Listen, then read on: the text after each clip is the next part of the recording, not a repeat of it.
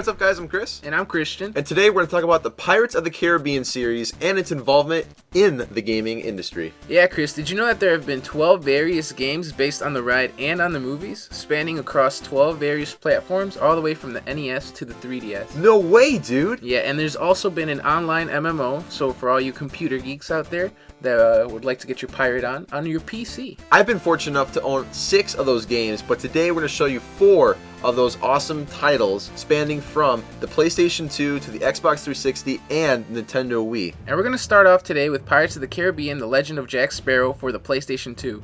Now, this is the only Pirates of the Caribbean game that Johnny Depp actually voiced Jack Sparrow. We're going to talk about a little bit later how badly the Jack Sparrow impersonations and voiceovers are in the later titles. But this one's unique because Johnny Depp actually did the voice. Take a listen. From a man who won a bet with a man who swore on pain of death that it's likely not anywhere else. I stake my good name on it. That was an amazing. That was really good. It was sounded like the movies, but Will sounded like a donkey. He was terrible. Now, the other voice actings in these games are pretty horrendous. Some are decent, some are bad. This one is pretty good, and it's easy on the ears. In this game, it's really cool. You can do a co-op mode, and you can actually switch between Will and Jack Sparrow. Now, as for the graphics, this game really showcases the PS2's power, and it has one of the best graphics out of all the pirate games, and it's really good for its time. And it's also interesting to note that this game has better graphics than the game on the Wii, so it just goes to show how much effort was put into this game.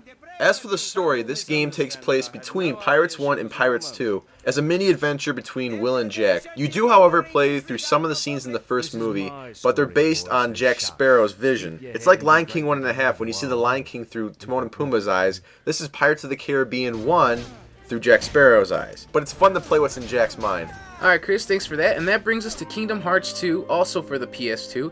And I have to start off by saying that this probably has the worst Jack Sparrow impersonation voice acting of any game ever made. Ever. Just listen. Watch that man sail away with my ship, but I'll be having her back soon enough. Now, does that sound off? Or is it my ears? I could do a better Jack than that. I'm not going to try. I think anyone could do a better Jack Sparrow. I was very disappointed with the way they represented Jack in this game. Now, graphically, I have to say, this is probably one of the best Pirates games out there. It really feels like you're playing the game, but it distracts with that terrible voice. Yeah, I mean, Kingdom Hearts is known for its amazing graphics, so they couldn't have done anything wrong with Exactly. Now, this game's on the PlayStation 2, as you all know. One of the things to note about this is that you don't play as any of the Pirates of the Caribbean characters. You control, of course, Sora from the Kingdom Hearts series. So you don't actually get to play as Jack Sparrow or Will or Elizabeth or Hector Barbossa or anyone in the Pirates series.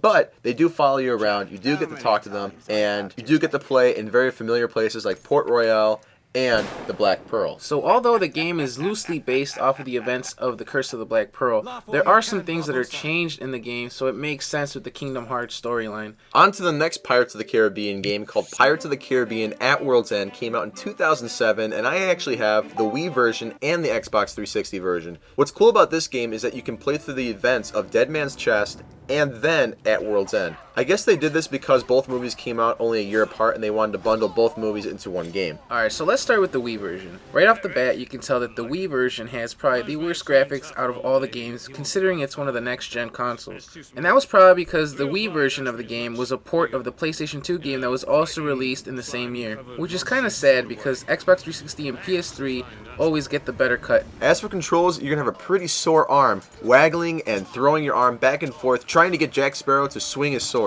The controls aren't the best, and you can tell that it was a pretty lazy port, but I have to say that the voice acting was decent, much better than Kingdom Hearts 2, but the lazy controls and the graphics are pretty distracting, which makes this game kind of disappointing. And finally, that brings us to the Xbox 360 version of the game, which is probably the best graphically out of all the games ever made, due to the sheer power of the Xbox 360. So in this game, you get to play as Jack, and you get to play through the events of both Pirates 2 and 3, and you really feel like you're playing in a movie. Out of all the games, this is probably the one that makes you feel like you're really playing through a pirate's adventure. However, the camera can sometimes be a little laggy and a little frustrating, but you can fix those in the start menu. But for the most part, this is a pretty enjoyable game.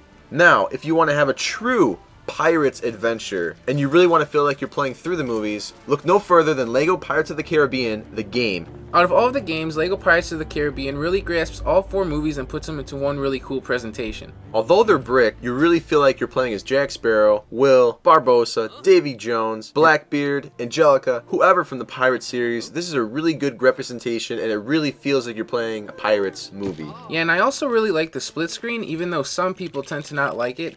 I really think it's cool how it divides the screen up and it moves around, so it's not just a stale half screen. So if you want to play co-op with one of your friends, brothers, or sisters, this is probably one of the best games to play co-op as opposed to some of the earlier titles. Another thing I'd like to add is the Jack Sparrow voice. Although it's LEGO grunts, it's still Johnny Depp's voice from the movies. So it might not be a new recording, but it's still Johnny Depp's voice, which I like. So that's pretty much it. I hope you guys liked our brief look into the history of Pirates of the Caribbean in gaming. And if you haven't picked up a copy of any of these games, then what are you waiting for? Just go out there and buy one.